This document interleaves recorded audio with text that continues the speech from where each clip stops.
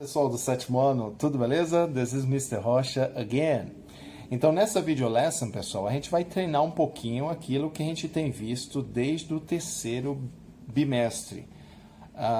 Como falar sobre o passado. Como afirmar que fizemos algo, que algo ocorreu.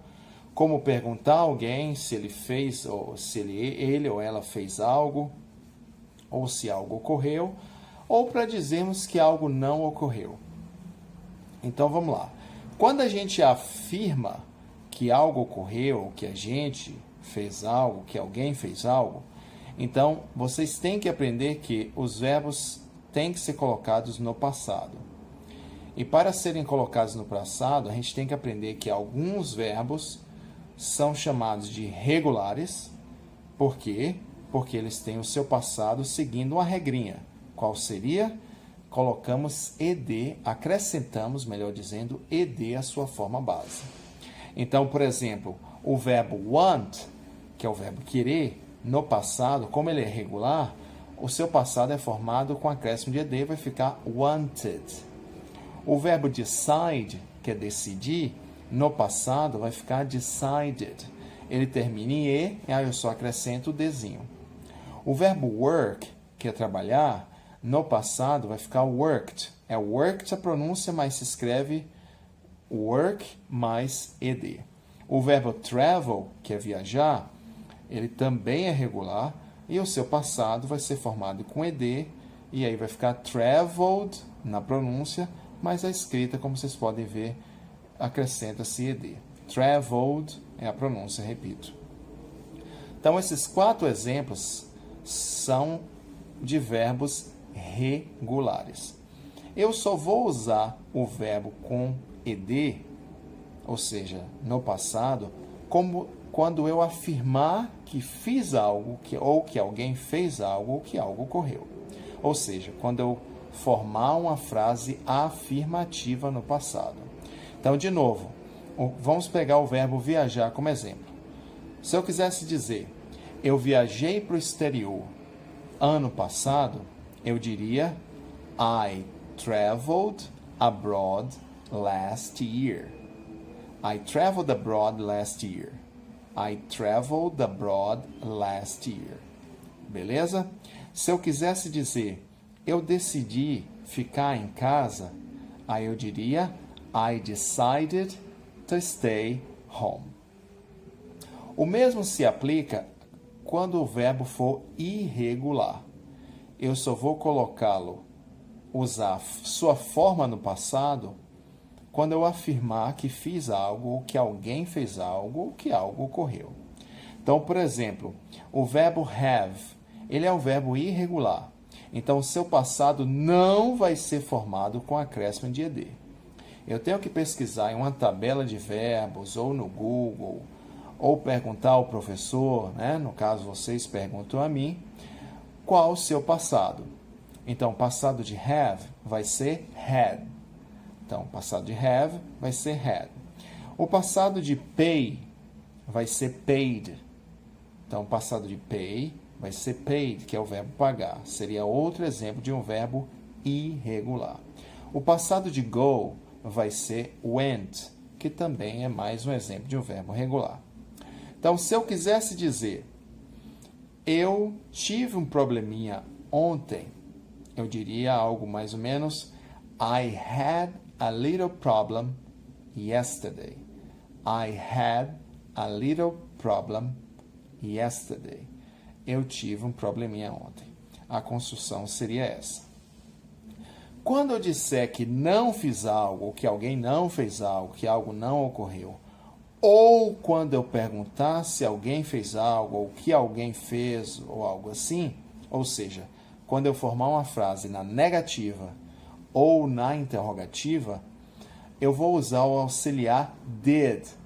E quando eu uso o auxiliar did, em qualquer circunstância, quando eu usar o auxiliar did, o verbo principal vai ficar na forma base.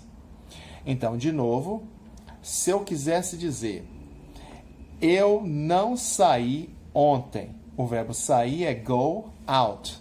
A junção do go, que é ir, mais o out, equivale ao nosso verbo sair.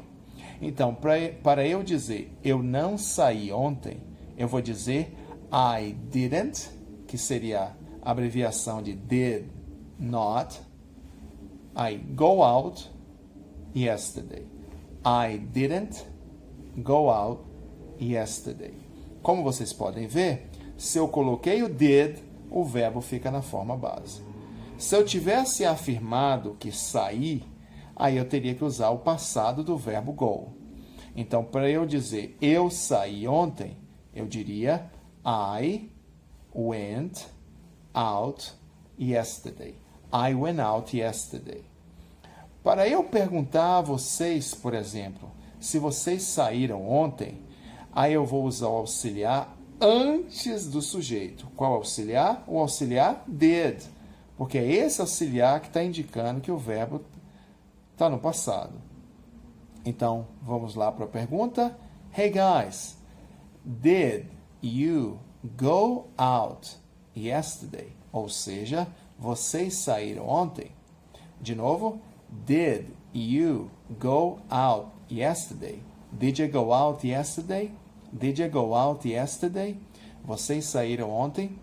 Vocês podem responder uma pergunta dessas simplesmente com no ou yeah. Então, em tese, uma forma de responder neutra seria yes, I did, se for afirmativa, claro. Se for negativa, no, I didn't. Então, vocês usam auxiliar para evitar a repetição de toda a pergunta, né? Então, no contexto aí, se eu pergunto, did you go out yesterday? Vocês saíram ontem? Se vocês disserem, yes, Mr. Rocha, I did, ou no, Mr. Rocha, I didn't, seria o equivalente a sim, saí, ou não, não saí. Então, o mesmo se aplica, pessoal, a maioria dos verbos. A exceção que a gente viu até o momento é o verbo to be, que eu já vou explicar. Se eu usar outro verbo, por exemplo, o verbo buy. Buy quer dizer comprar. Ele é irregular. O seu passado é bought. Então, buy, passado, bought. Então, vamos treinar um pouquinho. Para eu dizer, eu comprei uma camisa nova domingo passado, eu vou dizer, I bought a new shirt last Sunday. I bought a new shirt last Sunday. Eu comprei uma camisa nova ontem. Ou domingo passado, perdão. Para eu dizer eu não comprei uma camisa nova, aí eu vou dizer I didn't buy a new shirt. Para eu perguntar a vocês, pessoal, vocês compraram uma camisa nova? Aí eu perguntaria, hey guys, did you buy a new shirt? Did you buy a new shirt on Sunday? Did you buy a new shirt last week? Ou seja, quando for. Beleza, pessoal? Se for um verbo irregular, o mesmo funciona para os regulares. Mais um exemplo de um verbo regular, work, que foi o que eu mencionei há pouco. O verbo work, como a gente já viu, é um verbo regular. Então, passado é só acrescentarmos ed. A pronúncia fica worked, mas a escrita fica com ed. Para eu dizer eu trabalhei muito ontem, eu vou dizer I worked a lot yesterday. Eu não trabalhei ontem, I didn't work yesterday. Ou seja, o work fica na forma base. Para eu perguntar a algum de vocês, ou para perguntar a alguém se a pessoa trabalhou ontem, eu perguntaria, did you guys, did Paul, did John, did Mary work yesterday? Então, se eu usei o did, o verbo fica na forma base. Beleza, galera? O verbo to be, para encerrar, ele foge a essa regra. Assim como no presente, quando a gente faz perguntas com esse verbo, a gente não usa auxiliar. A gente usa o próprio verbo, só que o coloca geralmente antes do sujeito. Então, no presente, eu digo, hey guys, are you okay? Então, ou seja, vocês estão bem? Are you okay? Vamos imaginar que a pessoa esteja assim com a cara um pouquinho de preocupada, com medo. Aí eu, hey, are you okay? Esse é um exemplo no presente. O passado desse are you okay seria o quê? Were you okay? A ordem de fazer a pergunta é igual no presente. O próprio verbo to be vai ficar antes do sujeito. Então, para eu afirmar, eu digo, eu estou certo. Aí eu vou dizer o quê? I am right. No passado ficaria I was right. Para eu perguntar a vocês, galera, eu estava certo? Aí eu vou pegar o was e colocá-lo antes do sujeito. Was I right? Was I? Was I right, guys? Was I? É assim que funciona. Então, para fecharmos, o verbo to be foge à regra que eu expliquei durante todo esse vídeo. Beleza, pessoal? Tem um homework para vocês fazerem para treinar bastante isso aqui.